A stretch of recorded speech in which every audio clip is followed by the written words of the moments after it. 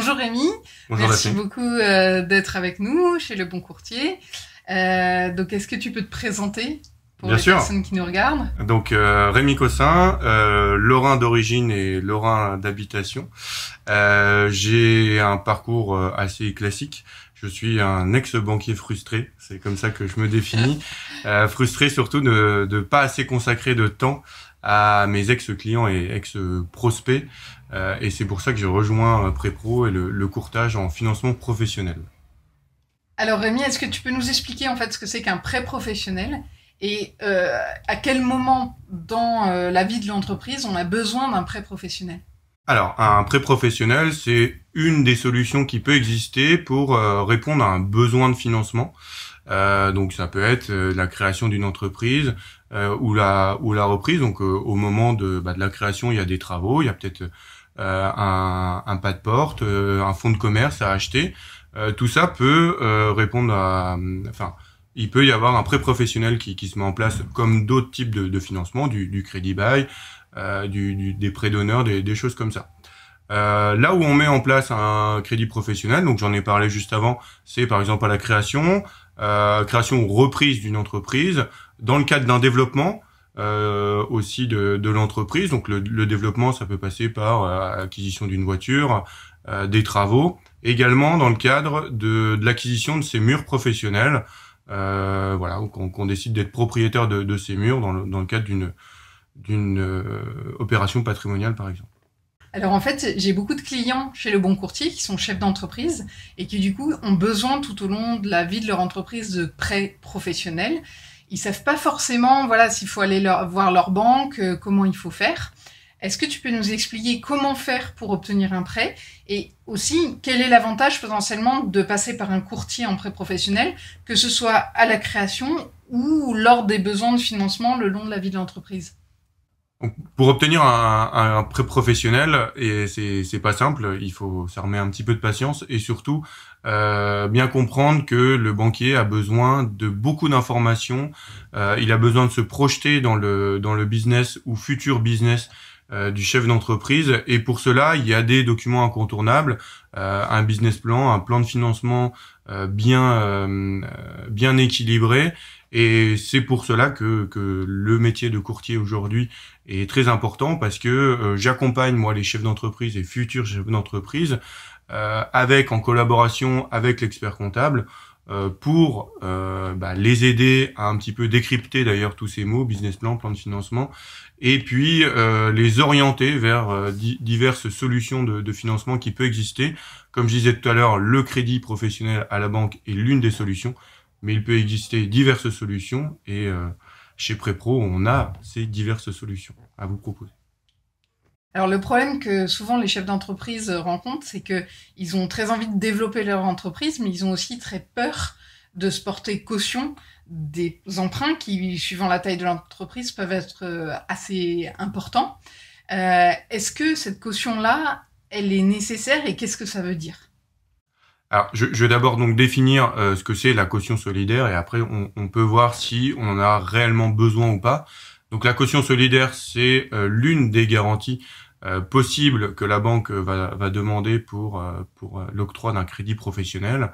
Donc la caution solidaire peut se faire sous seing privé ou acte notarié. Donc sous seing privé, c'est à la banque en face de son partenaire.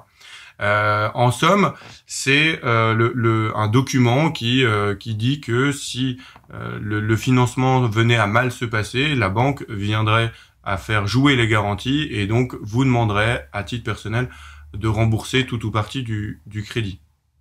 Mais c'est plus un acte, on va dire, symbolique pour challenger, on va dire, le chef d'entreprise, car voilà, la banque ne va pas s'amuser à aller, par exemple, vendre la résidence principale, c'est interdit de toute façon, ne va pas s'amuser à vendre des biens. C'est voilà, il y a d'autres formes de garanties qui existent et qui sont là jouées en priorité. Il y a des garanties, par exemple, à première demande, comme la CIAJ France Active. Il y a aussi BPI qui peut exister. Et voilà, la caution solidaire est l'une des garanties, mais c'est pas la seule, et ça sera pas toujours demandé, même si c'est souvent le cas quand même. Très bien. Et alors, du coup, la question souvent, qui revient, mais quel est un bon taux pour un prêt professionnel? Puisqu'on a du mal, souvent, il y a beaucoup de communication sur les taux de prêt immobilier, mais évidemment, c'est pas les mêmes références pour le prêt professionnel. Donc, qu'est-ce que c'est qu'un bon taux? Et comment, toi, en tant que courtier en crédit professionnel, tu décides ou tu proposes la meilleure solution au client? Alors, un bon taux. Sur le crédit professionnel, effectivement, ça ne fonctionne pas tout à fait de la même façon que le crédit immobilier, même s'il n'y a pas de réellement bon taux sur le crédit immobilier non plus. Mais en tout cas, sur le crédit professionnel, on va dire que c'est noyé dans tout un partenariat bancaire. Chez Prepro, pour nous, c'est très important de négocier l'intégralité des points financiers que peut avoir le futur chef d'entreprise. Donc, il y a bien sûr le taux d'intérêt. Alors, le taux d'intérêt va on va dire, de 0,20 à 2%. Donc, ça peut être très large, suivant le projet, suivant l'emprunteur, suivant la durée. Enfin, voilà, il y a beaucoup de paramètres qui ne me permettent pas de répondre précisément.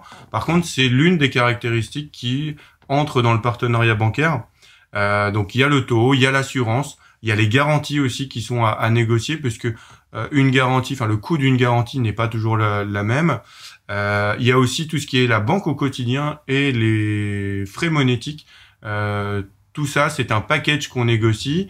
Et dans notre négociation, ce qui est important chez nous, c'est que on va demander tout un panel à l'intégralité des réseaux bancaires, ce qui nous fait un vrai entre guillemets appel d'offres. J'aime pas ça, mais en tout cas, ce qui nous donne une vraie valeur de marché.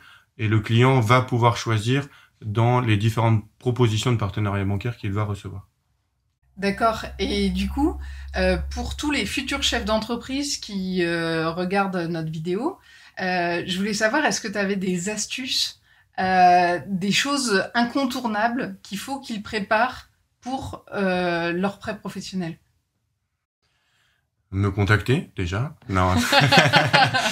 Plaisanterie à part, c'est avoir un beau projet, une belle idée.